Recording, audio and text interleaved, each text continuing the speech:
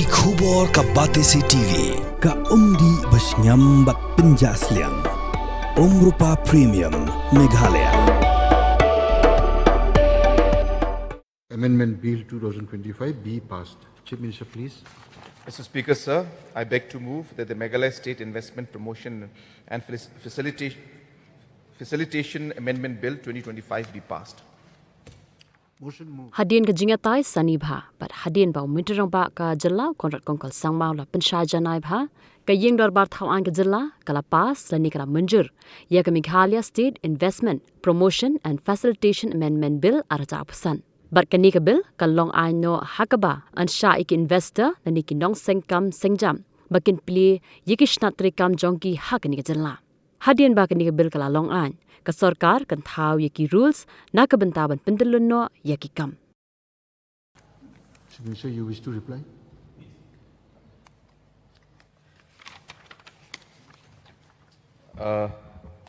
Sir, at the very outset, I would like to thank the mover of the amendment as well as the members who have participated in the amendment. I will not name everybody for the interest of time, but I thank the Honourable Mover, the Honourable MLA from Nongkrem, and all the other members who have participated in this very, very important amendment. So there is not much to clarify regarding the first issue and the first point which all the members have today more or less participated and given their sense of satisfaction. Sir, as mentioned in my amendment which I had moved, that a large number of stakeholders including our MLAs as well as different members from different organizations have met me. And going with our normal process of always doing deep consultation with everybody, we decided to move the amendment to remove the lines that indicated towards direct purchase of the land banks. And I presume that that issue has been to the satisfaction to almost all the members of the ruling and also, from I could understand, to the satisfaction of all the members of the opposition also. So I will not dwell on that particular issue much. Regarding some of the concerns, sir, I'll just take a minute or so to just mention few points.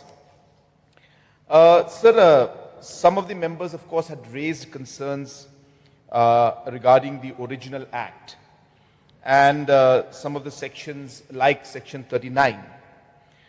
So let me just make it very, very clear to everybody and the honorable members mostly, is that, sir, this particular provision of 39 cannot supersede provisions that are there in other acts or that are there in the Constitution of India. What I mean by that, sir, is that if tomorrow there is somebody who is caught in terms of taking bribes to make any particular aspect move forward, so the laws as per the government of India, the state government, the Lokayukta, all those acts and rules will apply. So there is no question of being able to give complete immunity just by putting one line and expecting that this will give complete immunity to anybody who chairs this governing council or any of the other members. So this is to be very, very clearly stated, sir, that this is not a complete blanket immunity. It is meant there to put a sense of confidence that individuals who are working in good faith will be given protection. That is all, sir. Now, who defines what is good faith? So the court decides. If there is a case of corruption, if there is another case, God forbid, of something even more heinous, like maybe a murder, this clause cannot protect that particular individual who has committed that particular crime. There are rules and laws and acts at the state and national level which will overrule any of these provisions that have been mentioned out here. The sense, as I said, was only to give a sense of confidence that there will be a sense of positive approach towards individuals who are functioning in good faith, and that is all that is there in this particular clause. And so this clause was again passed last year in 2024, so it's not a new clause we're bringing in. It was already in the original act. And as I said, we have scope in the rules to further give the details of what the provisions are there and how this particular provision works. And as I said, sir, we are here to work for the people of our state to give them the confidence. If the situation does arise, that there is still concerns about this particular section. And by the way, sir, this section is something that is there in most of the investment promotion policies of most of the state governments. So it's not that we are the only ones who has brought this particular wording. In fact, if you look at the wordings that are there in a state like Karnataka, so in that state's investment promotion policy also, similar words have been used. And in almost all the other states also, similar language is used. And as I said, sir, the key line here is to note that it's in good faith, that only actions that are done in good faith, and that good faith, or is it bad faith, that will be decided by the court, not by the government or by the chief minister or by any of the ministers. So it's very clear, sir. But as I said, since there are concerns, I have mentioned in my opening remarks on my amendment that we are there to consult and discuss provisions. These are, of course, provisions that do not impact the larger functioning of this particular act, and therefore discussions can be done, and at an appropriate time we can take this particular discussion forward also. As I said, this is not part of the amendment. This is part of the original act which has already been passed by this House. So regarding the different aspects of the land acquisition that have been mentioned, sir, the purpose of today's discussion and the amendment that has been brought in, and the amendment to the amendment that has been brought, is to do specifically with the MIPA, which is the Meghalaya Investment Promotion Authority, and the concerns that land banks will be created by MIPA, sir.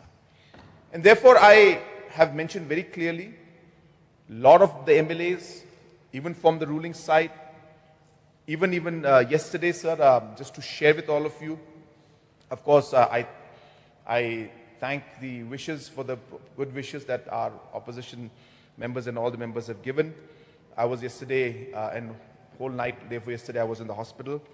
And even from the hospital yesterday, I had a cabinet meeting online, and these matters were discussed. So even till yesterday, we were in discussion mode about this issue.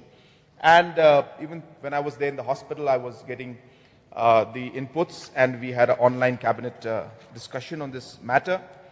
And based on that, we have gone ahead with the decision to remove that particular clause of the land bank, which was of great concern to the people. But reiterating, sir, that the intention was never to in any way bypass any of the land acts that are there available in the state and in the different agencies in the government, sir. So therefore, I want to make that very clear, that it's very clear that this was not going against any of those provisions, but since the larger concern still remained, therefore to give that sense of comfort to our people, that in no way are we going to go into that aspect of transferring of land or going into any issue of land bank, we went ahead with this decision. I also want to just make it double clear, sir, to the people of the state as well as the members who are present out here. So regarding the points mentioned by the mover regarding MIDC as well as other agencies that are going ahead with acquisition, Sir, as rightly put by our honorable member from Umsning, that development work will move forward. For development work, requirements are there, and land happens to be one of the requirements. And at different stages in different years of state government, different acts have come into place that govern different laws and provide different provisions. So all at this point I can say, sir, is that MIPA will not engage in land acquisition. MIPA will not engage in land banks. That is the whole purpose of this amendment that we are bringing in from our side, sir, and I want to give the assurance. But other provisions that have been brought in by other laws is beyond the scope of this particular amendment act that we are bringing in. All the different acquisitions, whether it's for the roads or different kind of activities, sir, are being done as per existing provisions of the House and of the different agencies. And today, for me to say that all acquisitions will stop, that is something that cannot be, that commitment or that assurance cannot be given in the House. Processes will follow, sir, because there are these acts and different aspects which have been already passed by the House long before, sir.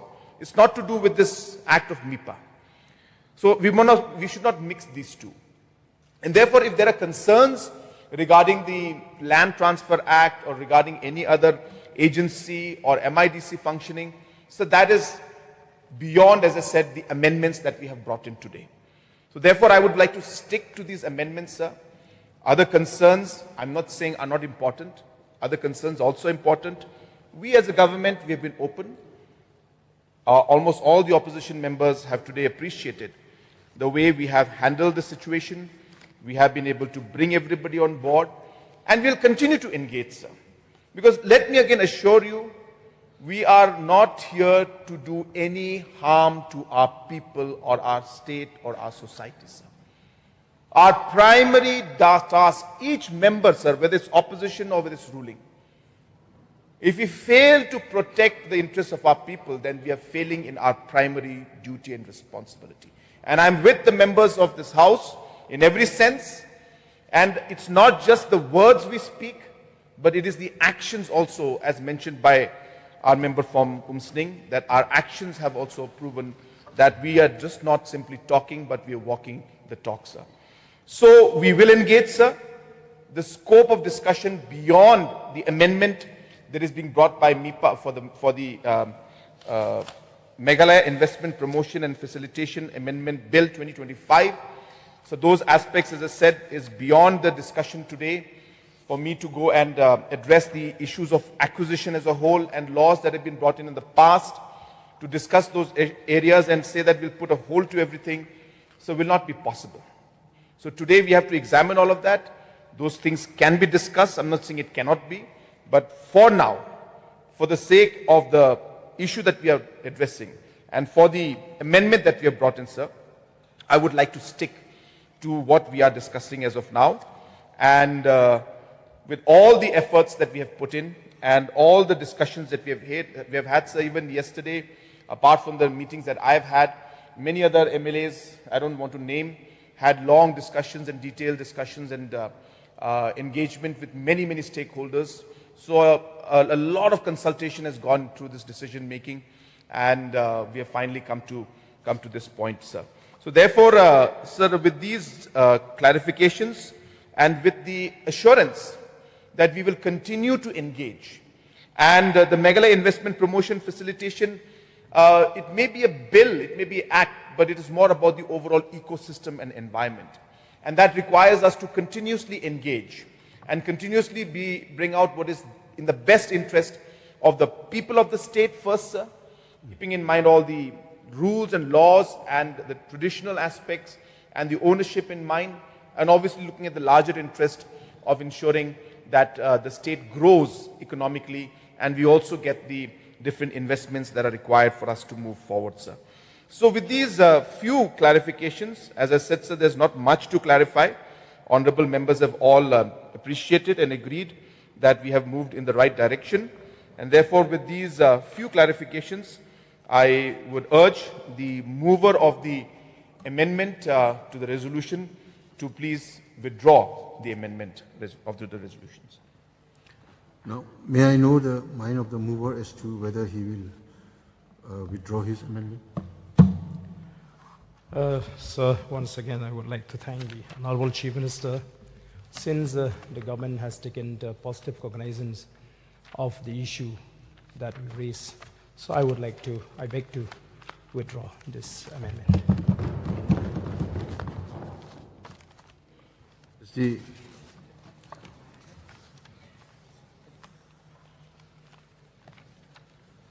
Now let me put a question before the House.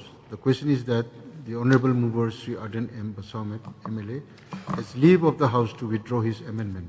Those who are in favour say aye. Aye. Those who are against say no. The ayes have it, the ayes have it. And the amendment has been withdrawn with the leave of the House. Now we move on to the next item, number 13.